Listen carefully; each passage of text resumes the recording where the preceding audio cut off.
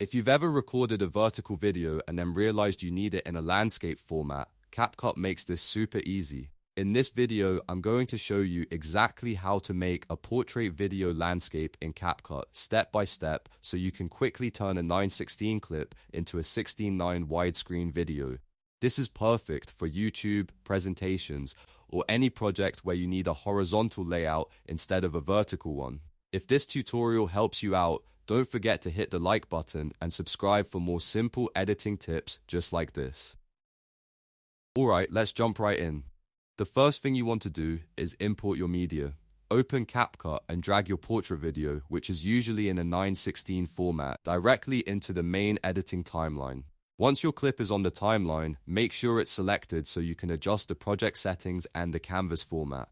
Next, look underneath the main video preview window or sometimes toward the bottom right depending on your version of CapCut. You should see the ratio option and it may be set to original by default. Go ahead and click that ratio drop-down menu. This is where CapCut lets you change the overall shape of your project.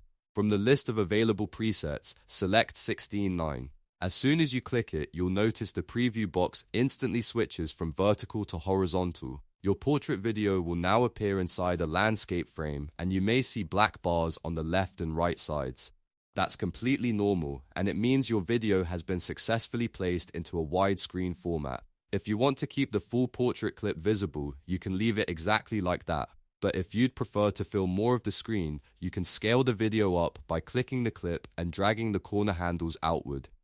Just remember, if you enlarge it too much, some of the top and bottom of the portrait video may get cropped, so try to find a balance that works best for your content.